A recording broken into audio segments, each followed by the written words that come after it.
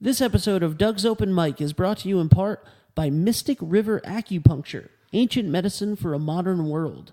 Come down and try their safe and effective methods to improve your physical, mental, and emotional well-being. Use them for prevention or from quicker healing from injury and illness. Their clinic offers a wide range of services from acupuncture, Chinese herbs, therapeutic massage, cupping, magnet therapy, and so much more. Doug, you have a long history with Kathleen Poole, the owner. Can you tell us a little bit about why she's uniquely qualified to help your listeners? So I've known Kathleen for many years. She's a fellow musician, and as such, she's uniquely qualified. She knows the musician ailments.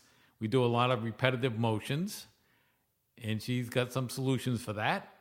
I've even seen her at various gigs that I've been at, taking musicians into a back room and fix them up right then. Kind of repairs on site. That's awesome. And not only that, of course, she can help. She has 30 years experience in the business. And if you're wondering, the clinic also has senior days and community acupuncture clinics.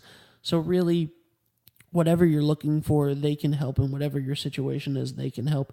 The clinic is conveniently located in the city of Groton near I-95, Route 1 and Thames Street. For more information, call 860-448-6766 or visit them at mysticriveracupuncture.com. Welcome to Doug's Open Mic, a podcast spotlighting local musicians, bands, and songwriters.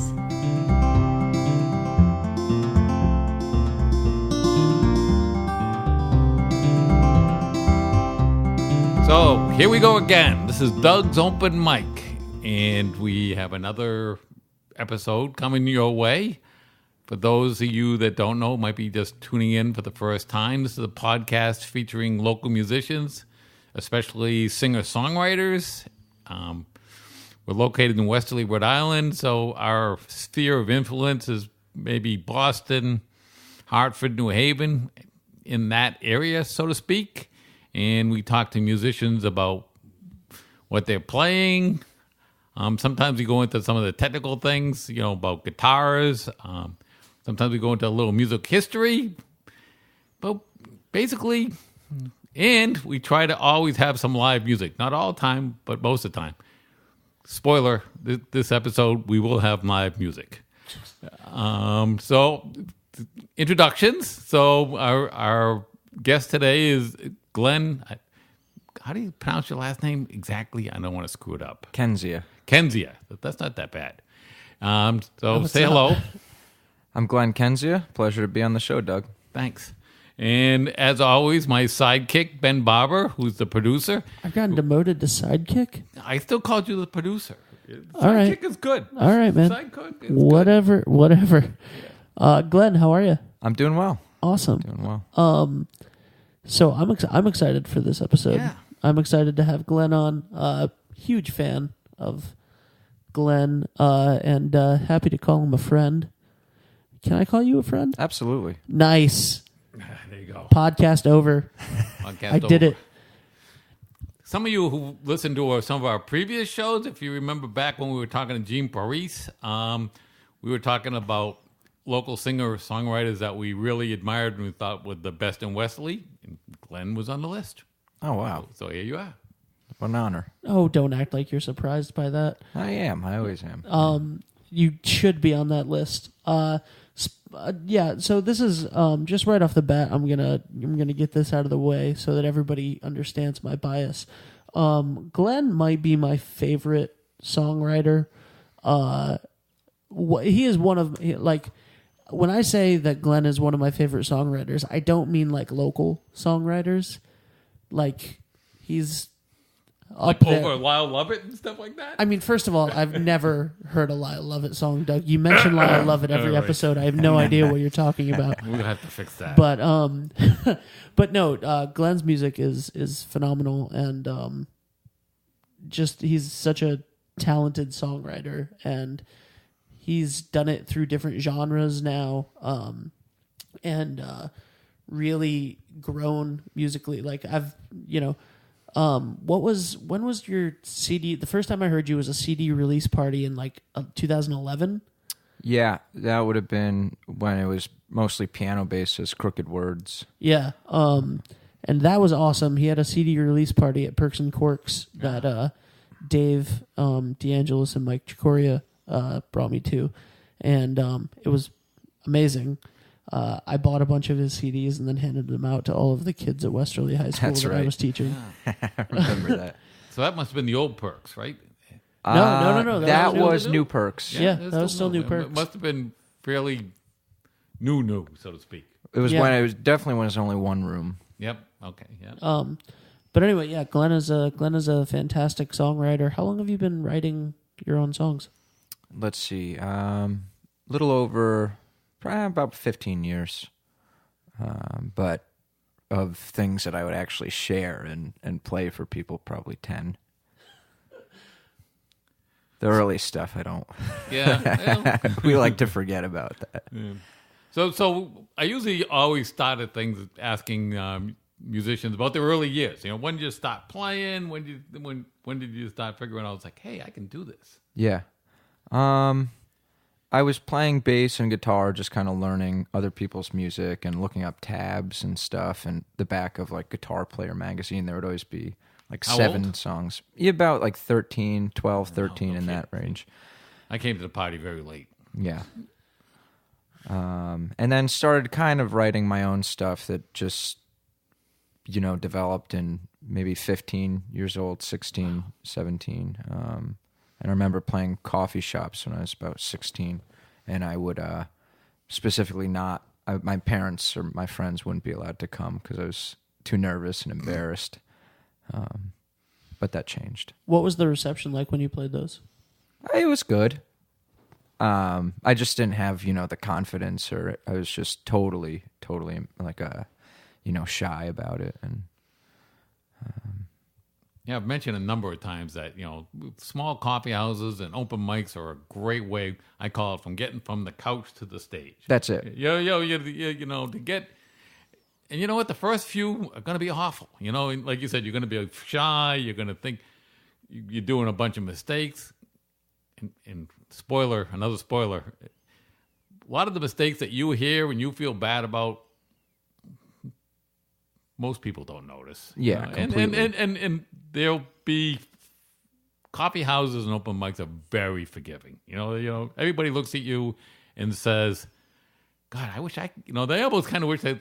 Good for him to do that. Right. They'll be behind you. Right, for sure. Yeah. So your father is a composer, Yeah. Tom Kendzia. Yep. And I know that he writes spiritual music. Yeah, liturgical and gospel. So was that a big influence on you? I mean, your music is obviously very much your own, but was the music being in the house and seeing him write your entire life, was that a big influence on you? Yeah, absolutely it was. It was definitely what got me to listen to a wide variety of music as a kid growing up, and there were instruments in the house, like a piano and his guitars I could play. I didn't have my own guitar for a while. I just played one of his. So that was definitely a huge thing. He never specifically gave me like lessons or anything. I took lessons down at Fret's in town here. But it was a huge influence. Who's your teacher at Fret's? Well, I had a few. I had Phil Agins, who's no longer with us, and then Thor Jensen. Yep. So, He's going to be on. He's great. I took lessons for him for a while. yeah, he's a great guy, great friend, good person, all around, monster guitar player. Monster. And obviously you learned to sing as well in the you spent some time in the chorus at Westerly, right? I did. I was in the chorus for a few years, and that was huge, learning kind of to sing classical stuff, and just for your range, it makes you develop things outside of a normal kind of rock and pop. And it was good. It was a good experience for the most part. So a little bit off topic, but every now and then I throw in these little anecdotal things. You mentioned gospel. Some of the best gospel I ever saw is I went to see Lyle Lovett. I know you don't know I mean, I know who he is. at the Fox Theater, and he was so good. But when he was on stage, I go, he usually has what he calls the large band, which is about 12 pieces, maybe, complete, with a horn section and 3 or 4 backup singers, and this band was considerably smaller, and he didn't have his backup singers, and I was like, oh, I mean, it was really good. I said, okay, this is great, but I wish they had the backup singers. And all of a sudden, what he had done is he had hired this gospel group from Bridgeport. And I mean, this was a full gospel choir. Wow. Like 20, 30, And they came, and he brought them on, and he sang, and it just made my hair stand up on end. I bet. Just the raw power of their voices was just incredible. Yeah. When I walked out of that concert, if somebody had been there at the door and said, you know what, we're going to have another concert tomorrow, the exact same thing, the only difference is the price is going to be double, I would have said, I'm in. That's crazy. Yeah. I believe it. Gospel choirs are powerful. Wow, it was They something. get you. Yep, they get you. So with all this different, with all of these different genres and types of music that you're being exposed to, what are some of your influences? For my songwriting and music overall, it's kind of different. So for songwriting, I love that kind of sort of country-based songwriting. So I love Lyle Lovett. John Prine is one of my favorite writers. Super, yep. Current day, I do like Ryan Adams, Conor Oberst, Jason Isbell, that kind of like songwriter who can go between being solo and with a band, and Gordon Lightfoot, probably, maybe. Gordon Lightfoot, I think it's not for his songwriting, but for his production. Those albums with the strings and stuff are so cool. But then musically, it's just a whole different game. I love jazz, and I love experimental bands like Fish. It kind of runs the gamut. How I write is a lot different than the things I listen to, I think. That's really cool. So as you said earlier about your older stuff being more piano based, what made you kind of evolve as a songwriter?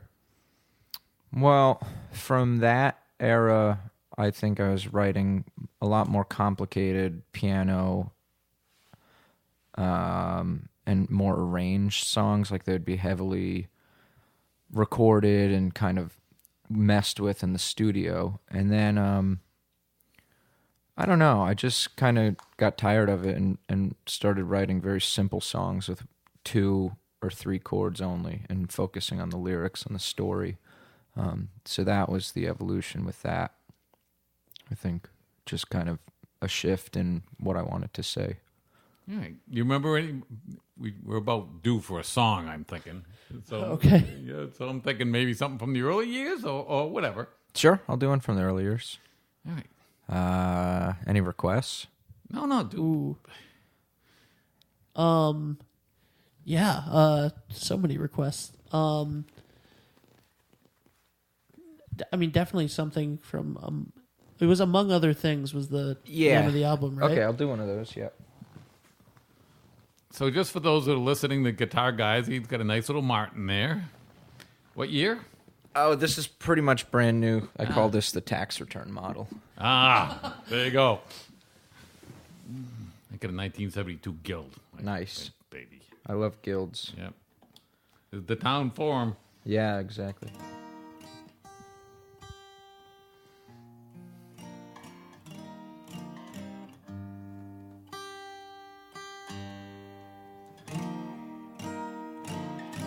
That good? Cool.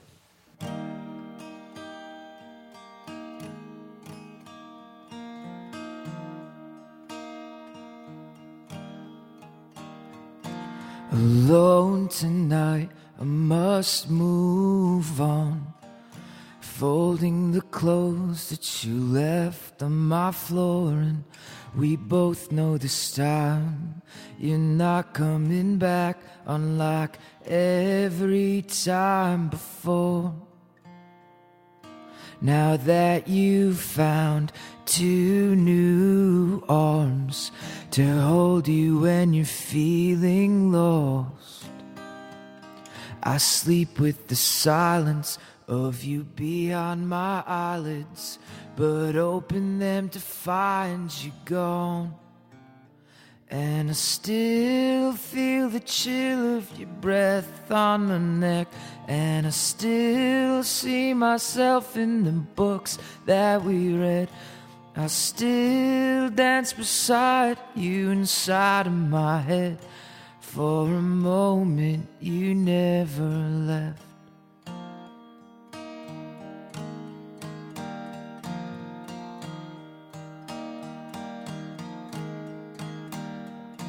I can't explain how after all this time I forget for a while that you're no longer mine. I find peace in this quiet, even if it's a lot. I'm only lying to myself. So if you find yourself wondering how I've been, call me up in the middle of the night.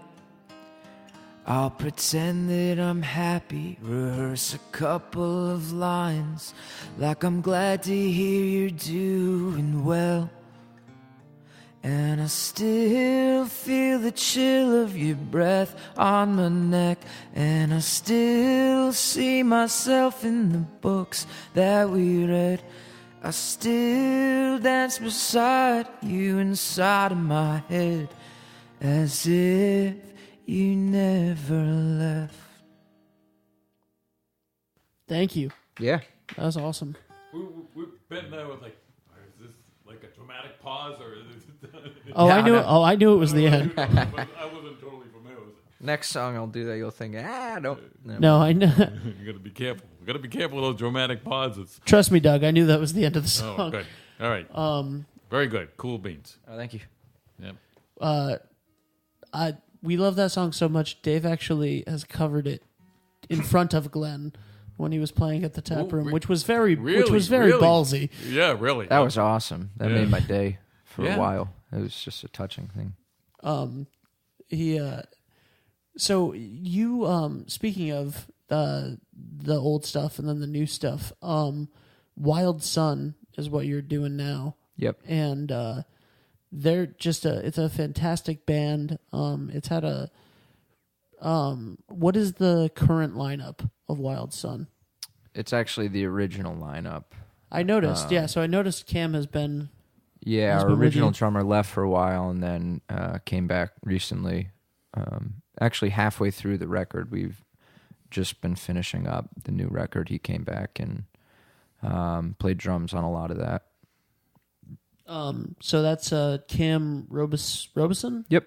And And Paul Fazio. And Paul is the Fazio, bass yeah. man. I was like, it's not Pat, it's Paul. It's Paul. Say Paul. Why am I trying to say Pat? Because they're brothers. Because they're brothers and they were both in the band. Yep. So Wild Sun is fantastic. Doug, have you heard Wild Sun? Or I have just not. I Glenn? was just going to ask, where do you play in these days? Around town now, we'll be playing at the Knickerbocker in okay. August 10th. All right.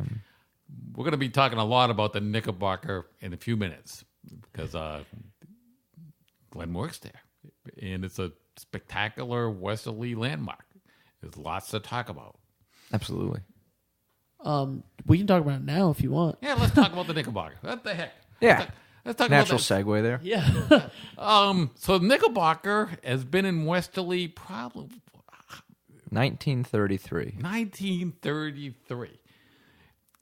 And it's swing dancing. In fact, there's even a style of swing that's called Westerly swing dancing. Yeah, jive blues is what it Yeah. was coined.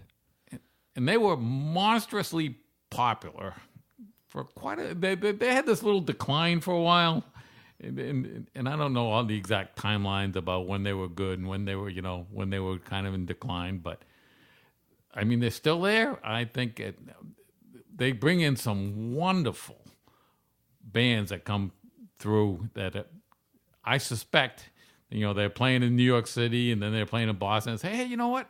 Wesley's like halfway in between. We'll just stop at Westerly and we'll do it. I saw Commander Cody. Yeah. They're spectacular. Just spectacular. Seen Robert Earl King there. I heard he was just back. I missed that one. He was a few weeks ago. The other ones, just these great little bands. The Knickerbocker and the other place that has gems coming through on a regular basis is the Guard in New London. Yeah, the Guard's done a really good job, and they got a pretty significant grant a few years ago from the state that really helped them. Yep. So it's nice that those kinds of grants and funds the state is helping out. Certainly, like with the United Theater and whatnot. I'm excited. I'm looking forward to John Batiste coming back soon. Yeah. Yep, he was I saw great. him last year. Yep. He was awesome. Did He's you go to that? fantastic. So, what is your involvement with the Nick specifically, and obviously you have a major involvement in the tap room. So I got involved in Knickerbocker about 5 years ago. After a show Wild Sun played, I was talking with the director about ideas that I had and stuff, and we just kind of got the ball rolling in a very organic way. Started doing marketing and some social media and graphic design, and just as responsibilities were added, it just grew into a big job. So now it stretches from booking, marketing, social media, graphic design, do the posters, the logo, all that kind of thing. And then the tap room had been closed for the first few years, and that was like where my desk was, where the stage is. Oh, wow. So it was just this empty room that had been closed for over 10 years.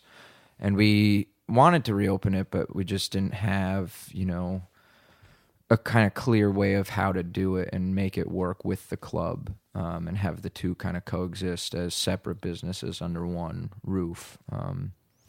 And then it just kind of came together a couple years ago that it would be its own kind of club and have songwriters that we couldn't have in the big room. Maybe they didn't have a big following yet, or they just needed a more intimate space, and that was kind of the launch pad for what the tap room is now. Yeah, I always thought, especially before the tap room was around, the Knickerbocker, and every now and then you have these acoustic groups, and I was just saying, this place is just too big for these people. Yeah, you get lost in that room. It's just too big. But the tap room is, I think, the coolest place in wonderful. Westerly. That's awesome. It's such the atmosphere when you walk in.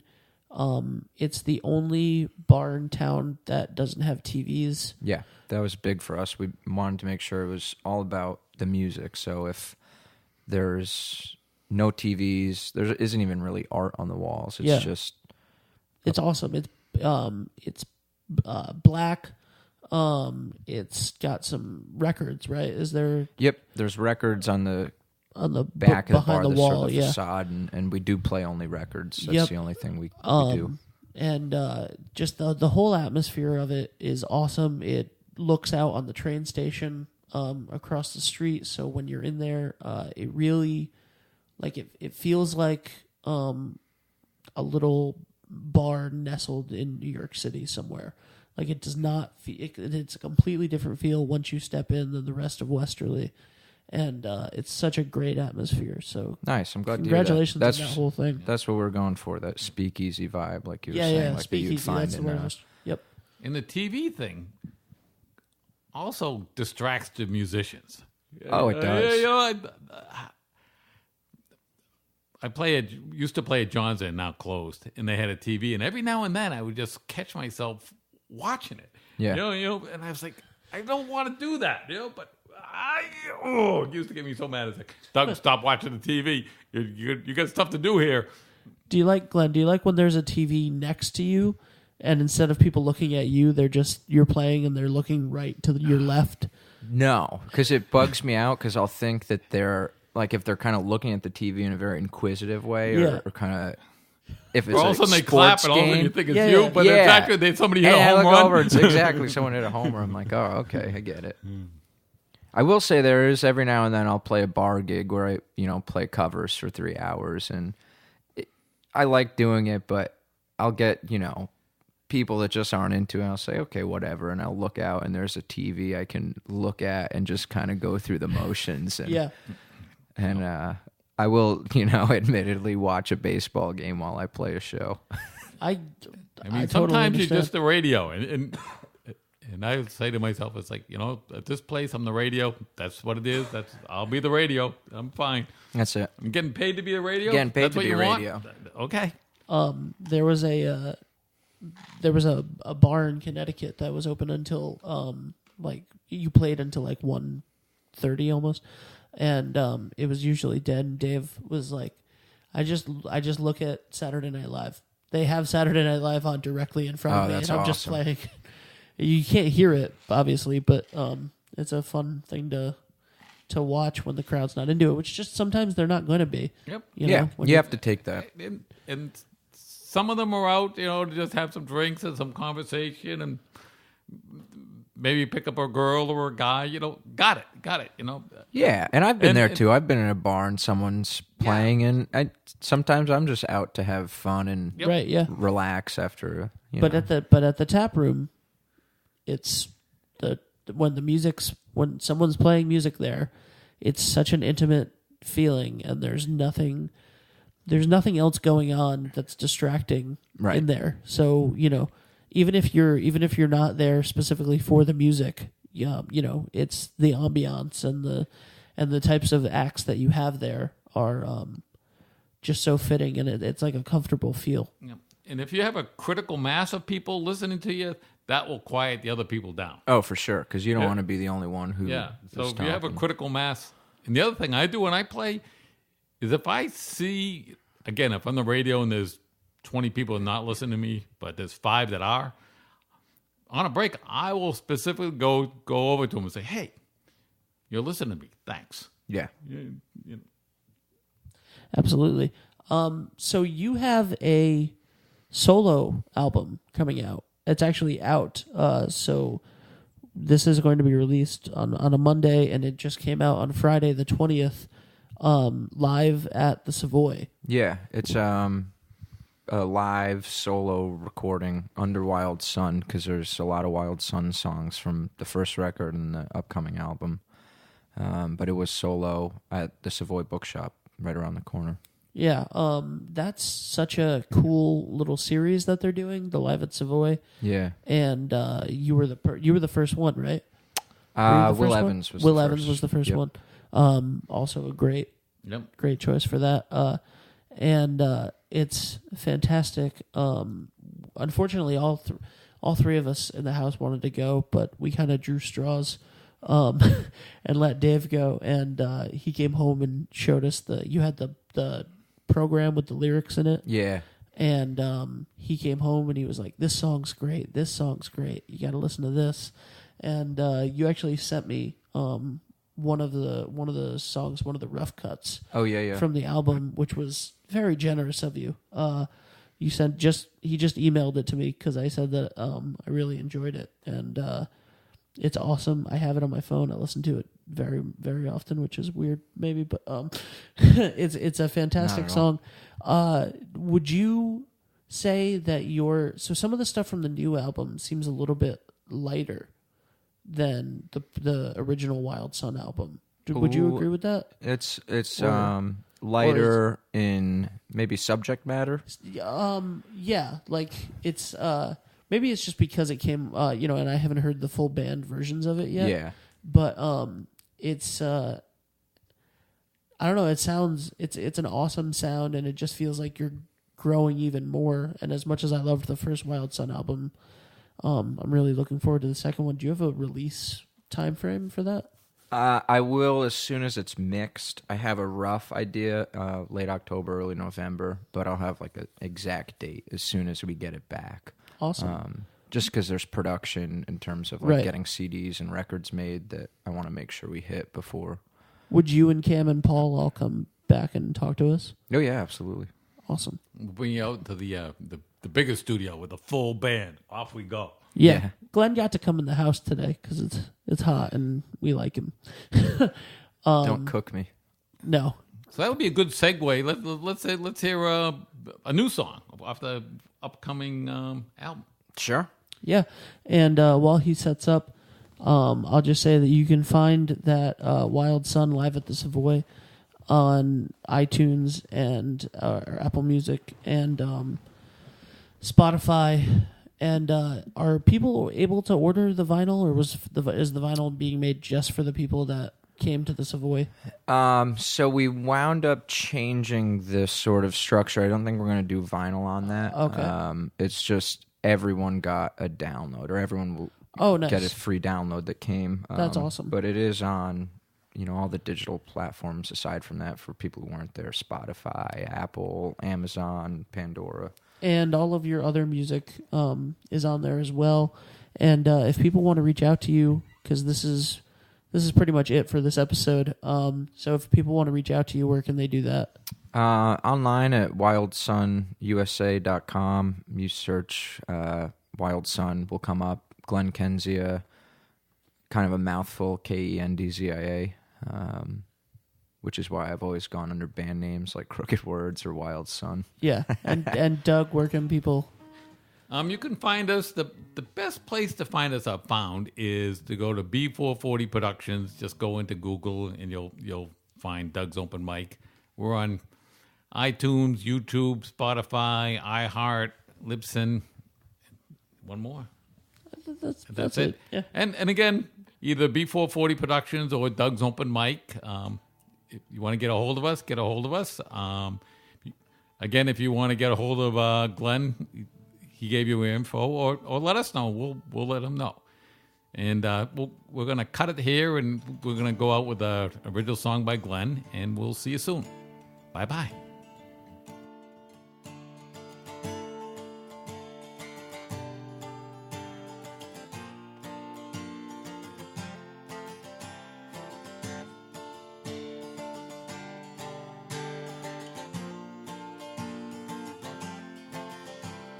Too many hangovers, too little time. Two of the many things on my mind.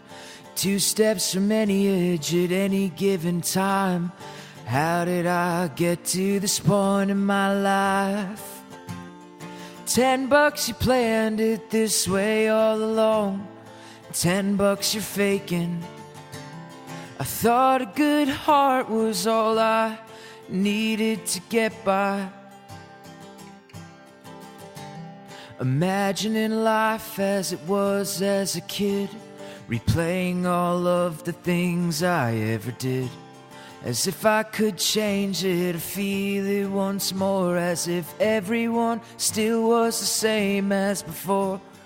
Too many things I should say to my friends that all wound up staying inside of my head. So I order another and sit in my mind, pretending one day everything will be fine. $10 you planned it this way all along. $10 you're faking.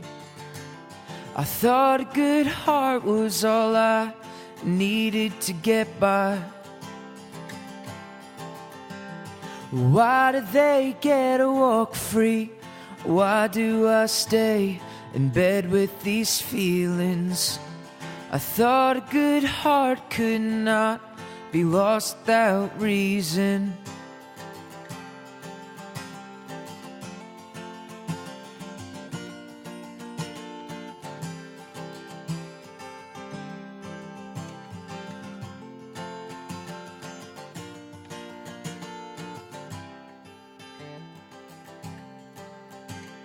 Another blackout bender on a bar crawl through town.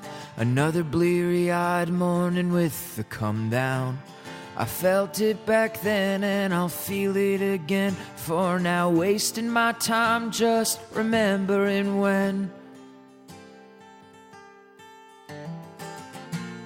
Well, $10 you planned it this way all along, and $10 you're faking. I thought a good heart was all I needed to get by. Why do they get to walk free? And why do I stay in bed with these feelings? I thought a good heart could not be lost without reason.